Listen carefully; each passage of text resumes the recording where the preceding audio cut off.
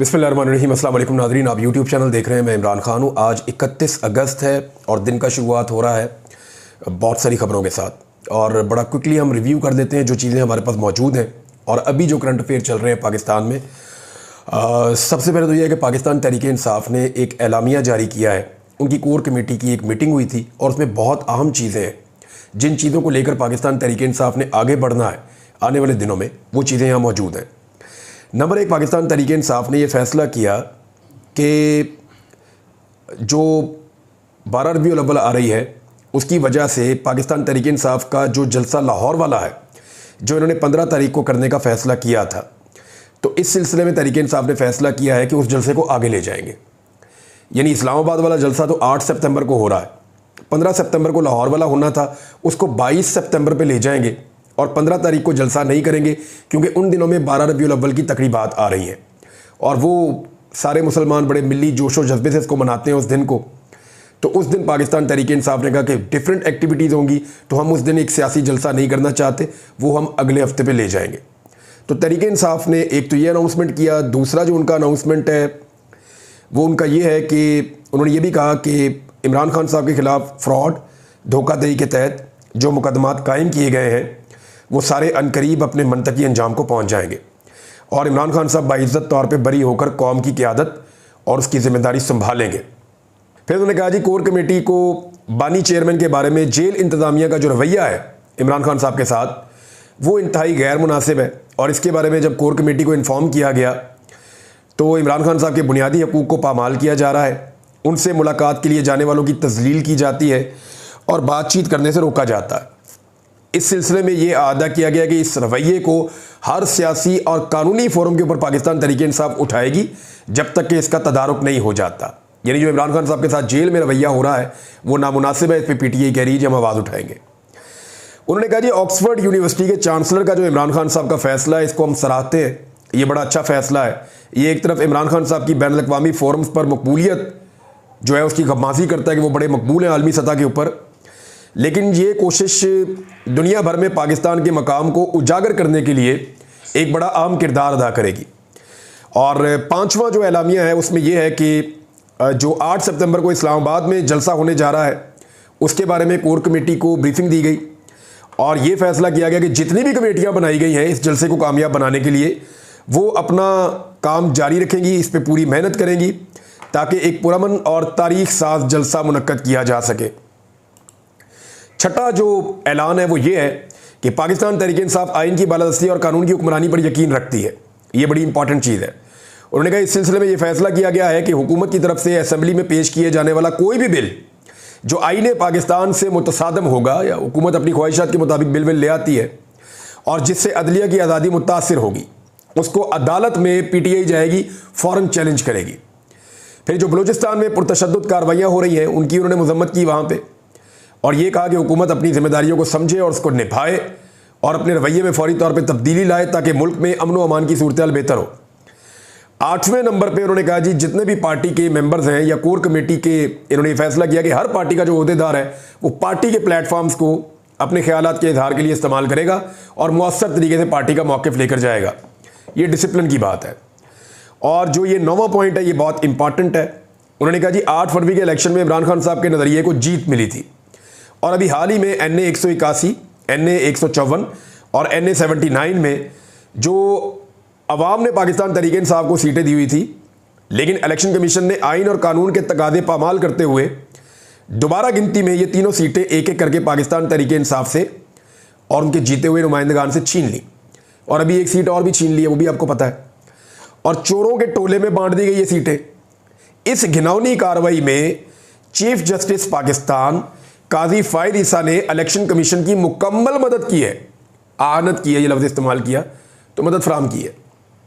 तो काजी फायद ईसा साहब के ऊपर डायरेक्ट बड़ा सीरियस एलिगेशन पाकिस्तान तहरीक इंसाफ ने लगाया कि काजी साहब ये सीटें पाकिस्तान तहरीक इंसाफ की छीन कर दूसरी सियासी जमातों को दे रहे हैं और इससे आहिस्ता आहिस्ता एक एक कदम जो है वो PMLN बढ़ती जा रही है 2/3 अक्सरियत की तरफ। लेकिन क्या वो 2/3 अक्सरियत ले पाएंगे, ये मैं आपको आगे बताता हूँ। 10वां और आखिरी नुकता यह है कि जी, रहीम यार खान से जो इलेक्शन आ रहा है NA 171 में, वहाँ पे हसन मुस्तफ़ा को पार्टी का टिकट जारी किया गया है और पार्टी के तमाम मेंबर उनको सपोर्ट करेंगे। इसमें एक चीज़ आप याद रखिएगा कि इस इलेक्शन में पाकिस्तान तहरीक इंसाफ को फिर तस्लीम नहीं किया गया। हालांकि यही गलती पकड़ी थी सुप्रीम कोर्ट ऑफ पाकिस्तान के फुल कोर्ट ने।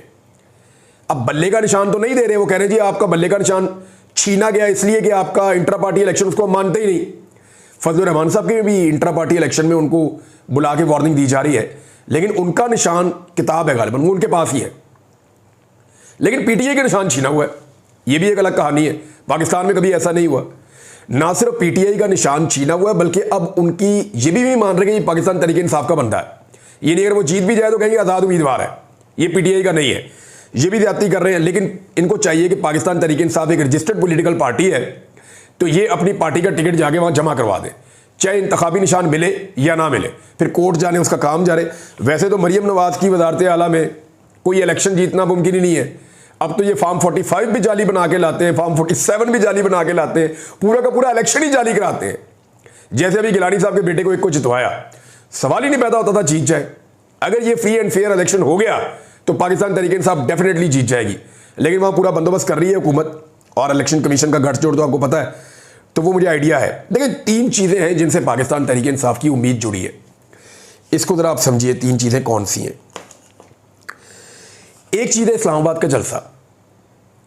इस्लामाबाद के जलसे से जो मोमेंटम पाकिस्तान तहरीक इंसाफ ने सेट किया है, वो खैबर पख्तूनख्वा से दाखिल हो जाएगा पंजाब में और इस्लामाबाद में, कैपिटल में आ जाएगा।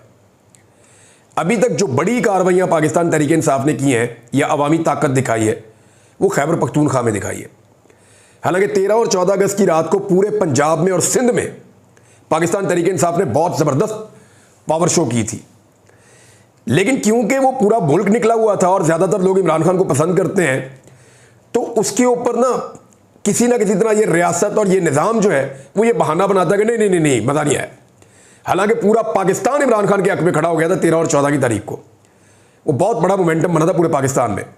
लेकिन प्रैक्टिकली और ऑफिशियली अगर दाखिल होना है इस्लामाबाद में, पंजाब में, तो ये 8 तारीख को इस्लामाबाद में आएंगे और वहां जलसा करेंगे तरनौल पे। ये सबसे बड़ा चैलेंज पाकिस्तान तहरीक इंसाफ ने अपने लिए बनाया हुआ। उनकी सारी उम्मीदें बंधी हुई है कि अगर इस्लामाबाद में हम एक बहुत बड़ा पावर शो कर देते हैं और एक रिकॉर्ड तोड़ किस्म का जलसा कर देते हैं, तो पूरे सिस्टम को हम झंझोड़ने में एक मरतबा फिर कामयाब हो जाएंगे और सिस्टम को इतने जोर से शेक करेंगे कि उसके बाद सिचुएशन बदलना शुरू हो जाएगी। मुझे ऐसा लगता है कि इस मामले पे पाकिस्तान तहरीक इंसाफ की उम्मीदें यहां जुड़ी हुई हैं, क्योंकि रोजाना इमरान खान साहब जेल से पैगाम भेजते हैं 8 सितंबर 8 सितंबर, रोजाना जेल से कहते हैं। उनकी बहन जाती हैं, यही पैगाम लाती हैं, उनके वकील जाते हैं, यही पैगाम जाते हैं, जो सहाफ़ी जाते हैं उनको भी वो यही पैगाम देते हैं। सहाफ़ियों के लिए तो वहाँ बहुत क्राइटेरिया सख्त कर दिया गया है, लेकिन सब तरफ से पैगाम यही आता है कि 8 सितंबर को इमरान खान साहब चाहते हैं कि सारा पाकिस्तान इस्लामाबाद पहुँचे और जलसे में शिरकत करें। शो ऑफ पावर है कि लोग आज भी 8 फरवरी से लेकर आज, यानी मार्च, अप्रैल, मई, जून, जुलाई, अगस्त, सितंबर, 7 महीने हो गए, लोग आज भी इमरान खान के साथ खड़े हैं। पूरे 7 महीने हो जाएंगे 8 सितंबर को, 8 फरवरी वाले इलेक्शन को। तो 8 फरवरी को जो लोगों ने साबित किया था, क्या लोग आज भी साबित कदम हैं पाकिस्तान के? यहां से इमरान खान साहब की पार्टी ने एक उम्मीद लगाई हुई है। दूसरी उम्मीद उनकी जो मुस्तकबिल करीब में है, वो फजलुर रहमान साहब से है। देखिए फजलुर रहमान साहब की ज़रूरत हर हाल में इस हुकूमत को पड़नी है।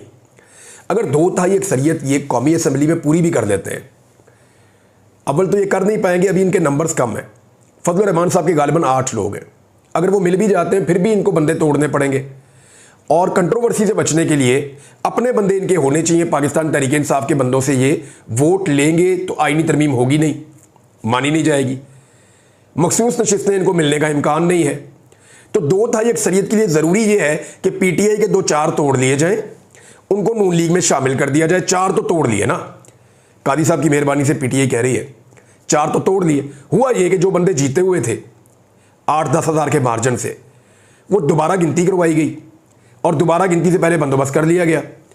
अब जो क्लेम कर रहे हैं वो नुमाइंदगान, वो ये कह रहे हैं, या एमएनएज वो क्लेम कर रहे हैं कि हमारे वोट तो पड़े थे इलेक्शन कमीशन के पास, तो इलेक्शन कमीशन ने हमारे वोटों को खराब किया। जो वोट पीटीआई को पड़े हुए थे उनको खराब किया, खराब करने के बाद दोबारा गिनती की और कहा ये तो खराब वोट थे, तो बिला वजह पहले गिन दिए थे। तो पीटीआई के वोट कम हुए और पीएमएलएन के नहीं हुए, या पीएमएलएन के अगर 1000 वोट कम किए तो 10,000 पीटीआई के कम किए। फॉर्मूला ये रखा, और कोई ऐसा फॉर्मूला बनाया कि 2-3 हज़ार से पीटीआई को हरवा दिया और सीटें उधर करना शुरू कर दी। अभी भी चंद सीटें और हैं जिनके ऊपर कोई कार्रवाई डालने की ये कोशिश कर सकते हैं। तो एक एक करके ये करेंगे, उसके बाद फजलुर रहमान साहब को साथ में लाएंगे। फजलुर रहमान साहब इंपॉर्टेंस इख्तियार कर गए। उन्होंने वादा पीटीआई से किया जी मैं नहीं जाता और मैं कोई मदद 2/3 अक्सरियत के लिए नहीं करूंगा शहबाज शरीफ की या इस निज़ाम की। फजलुर रहमान साहब ऐसे करके देख लें, ज़्यादा क्या होगा। ये हुकूमत चलो 5 साल पूरे कर देगी, जाना तो पब्लिक के पास ही है, इलेक्शन तो वहीं जाके लड़ना है। और मियां नवाज शरीफ साहब वो शख्स हैं जिन्होंने, और मैं ये फजलुर रहमान साहब को बता रहा हूं और ये पक्की खबर दे रहा हूं, तस्दीक कर लें जाके।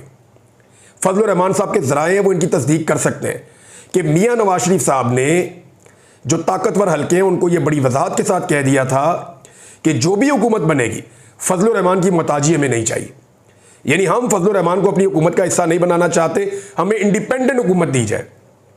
इंडिपेंडेंट हुकूमत तो बनी नहीं, लेकिन 2/3 अक्सरियत के लिए फजलुर रहमान की जरूरत पड़ गई है। अब कभी जरदारी साहब जाते हैं, कभी मोहसिन नकवी जाते हैं, कभी शहबाज शरीफ जाते हैं, अब शहबाज शरीफ साहब जाके मिले। तो फजलुर रहमान साहब ने जो है वो टाइम मांग लिया था जरदारी साहब से भी, और फजलुर रहमान साहब ने टाइम मांग लिया है शहबाज शरीफ साहब से भी। और देखना यह है कि फजलुर रहमान साहब उधर जाते हैं या नहीं जाते, क्योंकि कौमी असम्बली में बात बन भी जाए ना तो सेनेट में बन ही नहीं सकती बगैर फजलुर रहमान साहब के, बन ही नहीं सकती। 2/3 अक्सरियत होगी नहीं, लिहाजा 2/3 अक्सरियत के लिए फजलुर रहमान साहब की ज़रूरत पड़ेगी। तो यहाँ पे ये सारे फंसे हुए हैं। तीसरी जो पाकिस्तान तहरीक इंसाफ की उम्मीद है वो काजी फ़ायद ईसा साहब की रिटायरमेंट है। 25 अक्टूबर को वो रिटायर हो रहे हैं। अगर काजी साहब रिटायर हो जाते हैं तो पाकिस्तान तहरीक इंसाफ दुनिया में वापस आ जाएगी। पाकिस्तान तहरीक इंसाफ को उम्मीद हो जाएगी कि अब हमें इंसाफ मिलना शुरू हो जाएगा। अब मज़े की बात देखें, पाकिस्तान तहरीक इंसाफ है लेकिन तारीख में सबसे ज़्यादा नाइंसाफ़ी इसी सियासी जमात के साथ हुई है। कैसी अजीब बात है। और जिस तरह की इनके साथ नाइंसाफ़ी हुई है ना, कुछ तसव्वुर भी नहीं कर सकता। यानी एहसन इकबाल साहब ने स्टेटमेंट दिया कि इमरान खान साहब को जेल में ऐसे रखा है जैसे 5 स्टार में रखा हुआ है। हद होगी वैसे एहसन इकबाल साहब। इस जुल्म का अगर 10% आपके साथ होता ना या आपकी पार्टी के साथ, तो आप लोग इलेक्ट्रीशियनों के और नाइयों के वीज़ों के ऊपर मुल्क छोड़ के भाग जाते कि निकल के बाहर जाके कोई छोटा मोटा काम कर लेते हैं, कोई दौड़ जाओ यहां से, आप तो रुकते ही ना 1 मिनट के लिए भी। यहां पे ये लोग पाकिस्तान में रुके हुए हैं, डटे हुए और हिम्मत से आपका मुकाबला कर रहे हैं। आप मुझे बताएं, एहसन इकबाल साहब से सिंपल मेरा क्वेश्चन है, क्या आपके बंदों को जब उठाया गया तो गायब कर दिया गया था? कभी हुआ ऐसा? कभी ऐसा हुआ कि आपको अदालत लेके जा रहे हो मुंह पे कपड़ा डाल के? कभी ऐसा हुआ कि आपको नंगा करके करंट लगाया गया हो? कभी ऐसा हुआ? किसी पॉलिटिकल गवर्नमेंट ने ऐसा किया हो? हाँ, राणा सनाउल्लाह साहब के साथ ज्यादती हुई थी, लेकिन राणा सनाउल्लाह साहब ने वो ज्यादती का बदला कहीं और ले लिया जाके, वो भी पॉलिटिकल पार्टी से ही ले लिया। यानी जमहूरियत के लिए इन्होंने मार खाई राणा सनाउल्लाह ने, और फिर जमहूरियत का जो उन्होंने दूसरा चेहरा दिखाया गैर जमहूरी किस्म का, जो उन्होंने जुल्म किया वो भी सबके सामने। तो कभी इन चीज़ों को आप लोगों ने बर्दाश्त किया? कभी आपसे ज़बरदस्ती प्रेस कॉन्फ्रेंस करवाई गई? इससे 10% भी अगर आपके साथ होता ना तो आपकी पार्टी टिकती ना, जितनी पीटीआई ने मार खाई है। राणा सनाउल्लाह साहब ने खुद कहा कई दफ़ा कि इमरान खान से वी वर नॉट एक्सपेक्टिंग कि ये आदमी इतना सख्त होगा और इतनी तकलीफ बर्दाश्त कर लेगा। बहरहाल ये ताने वाने देते रहते हैं। अब काजी फ़ायद ईसा साहब की रिटायरमेंट पे पाकिस्तान तहरीक इंसाफ को ये उम्मीद है कि बचत हो जाएगी। राणा साहब ये कह रहे हैं कि हम कोई आईनी तरमीम नहीं करना चाह रहे, एक तरफ वो ये कह रहे हैं, लेकिन एक तरफ एक एक करके पाकिस्तान तहरीक इंसाफ के वोट छीन के अपने खाते में डाले जा रहे हैं। अब नाज़रीन, कल के दिन में 3 बड़े इंपॉर्टेंट केस थे और तीनों को अगले हफ्ते के लिए शिफ्ट कर दिया गया है। और ये मकबूल जान साहब का तो नहीं हुआ, उनको तो जुडिशल कर दिया गया है। उम्मीद करते हैं कि उनकी ज़मानत हो जाएगी, लेकिन यहाँ पे हथकंडे इस्तेमाल किए जाते हैं कि जनाब जो है वो रिकॉर्ड नहीं है या तफ्तीशी कहीं और गया हुआ है, बहाने बनाते हैं। लेकिन अब क्योंकि वो जुडिशल हो गए तो उम्मीद की जा रही है कि चंद दिनों में उनकी बेल हो जाएगी। और ये मकबूल जान साहब अगर नए मुकदमे उनके ऊपर ना डाले, मज़ीद इस निज़ाम ने अपने आप को नंगा ना किया, तो और ये मकबूल जान साहब इंशाल्लाह अपने घर आ जाएंगे। उमर सुल्तान साहब जो इमरान खान साहब के साथी हैं और आज़म अशवानी साहब के दोनों भाई, वो इस्लामाबाद हाई कोर्ट में केस चला और बस केस ही चल रहा है। यानी ऐसा लगता है कि रियासत मजबूर हो गई है, ऐसा लगता है कि रियासत जो है वो अपने लोगों से प्यार ही नहीं करती। वो जो हम सुनते आ रहे थे कि रियासत माँ की तरह होती है, कहाँ होती है? हम सुनते आ रहे थे कि अदालतों में इंसाफ होता है, कहाँ होता है? अदालतों की ऐसी बेबसी तो मैंने कभी नहीं देखी। यानी chief justice Islamabad high court की अदालत में एक फुटेज चलाने की बात की गई कि जो वहाँ पुलिस मौजूद थी जहाँ से बंदा अगवा हुआ, और उन्होंने चलवाने से इनकार कर दिया, बल्कि वकील को बहुत बुरी तरह डांट दिया। क्या वो एक सबूत भी पेश नहीं कर सकते अदालत में कि हमारा बंदा किसने अगवा किया और कैसे अगवा करवाया? तो जनाब ये सूरत हाल है, केसेस को अगले हफ्ते में डाल दिया गया है। तो ये बड़ा अनफॉर्चुनेट है। इन लोगों की बाजियाबी होनी चाहिए ताकि रियासत के अंदर कॉन्फिडेंस आए। देखिए, ऐसी ही हरकतों से हमने माजी में ख़राबियाँ पैदा की हैं और माजी करीब में इतनी ख़राबियाँ पैदा की हैं कि आज पाकिस्तान की इकॉनमी खड़ी नहीं हो पा रही। सियासी इस्तेहकाम ही नहीं है पाकिस्तान में। सियासी इस्तेहकाम होगा तो मुल्क के अंदर इस्तेहकाम आएगा। सारी तवज्जो इस बात पे है शरीफ ख़ानदान की कि उन्होंने अपनी शहज़ादी लॉन्च की है और उनको मकबूल करना है किसी तरह। यानी वो ये चाहते हैं कि मरीम नवाज साहिबा को लॉन्च किया गया है और उनकी मकबूलियत किसी तरह बढ़ाई जाए, लेकिन उनके इक़दामात की वजह से ना सिर्फ PMLN की मकबूलियत बल्कि इनके अपने ख़ानदान की मकबूलियत तबाह हो रही है और लोग अब इनको वोट डालना ही नहीं चाहते। इससे पहले भी लोगों ने इनको वोट नहीं डाला। ये सारा टब्बर इलेक्शन हारा है। इनकी इलेक्शन जीतना इनका ख्वाब ही रह जाएगा। ये यास्मीन राशिद साहिबा से नवाज शरीफ साहब ने बदतरीन शिकस्त खाई है। महर शराफत से मरियम नवाज ने बदतरीन शिकस्त खाई है। हमजा शहबाज ने आलिया हमजा से बदतरीन शिकस्त खाई है। लेकिन इसके बावजूद ये जाली फार्म 47 पर आकर बैठ गए हैं। ये बिल्कुल वैसे ही है जैसे उमर फारूक, वो जो दुबई वाली शख्सियत है जिन्होंने इमरान खान साहब के लिए गवाही दी थी आके जी ये तोशा खाना वाला हार मैंने ख़रीदा है। हालांकि कहानी बाद में कोई और निकली थी और वो केस में इमरान खान साहब जो है ये साबित भी कुछ नहीं कर सके। तो उमर फारूक साहब, उनको इन्होंने फैसला कर लिया वो तमगा इम्तियाज़ देने का पाकिस्तान में कि जनाब बड़ी इन्होंने पाकिस्तान की खिदमत की है, इमरान खान के खिलाफ इसने झूठी गवाही दी है, लिहाजा इसने पाकिस्तान की बड़ी खिदमत की है, इसको बुला के तमगा इम्तियाज़ दे दो। अंदाज़ा करें आप पाकिस्तान, यानी ये मुल्क अपना अच्छा अवार्ड सदारती उसको दे रहा है जिसने झूठी गवाही दी है। हम कहां पहुंच गए हैं? कितना और गिरना है, कितना और गिराना है इस मुल्क को। और नॉर्वे के अखबार पता क्या लिख रहे हैं कि जो बंदा नॉर्वे से फ्रॉड किया हुआ है, जिसके ऊपर वहां पे फ्रॉड के केसेस हैं, जिसने डॉलर्स के अंदर वहां पे पैसा लूटा हुआ है और वो नॉर्वे जा नहीं सकता, अब उनको फेस नहीं कर सकता, तो उस बंदे को पाकिस्तान की गवर्नमेंट एक सदारती अवार्ड से नवाज रही है। अंदाजा करें आप, क्या ये बेइज्जती नहीं है पाकिस्तान की? क्या ये तौहीन नहीं है पाकिस्तान की कि आप उन लोगों को जिनका ना तो उनका कोई बैकग्राउंड है और जो उनका बैकग्राउंड है वो आपके सामने है कि अखबारात में क्या छप रहा है, और ऐसे बंदे को, ये बात मैंने आपको बताई थी सन 2022 में जब ये बंदा पहली मरतबा गवाही देने के लिए तैयार हुआ था और शाहजेब खानजादा साहब के प्रोग्राम में इसको पहली दफा लॉन्च किया गया था।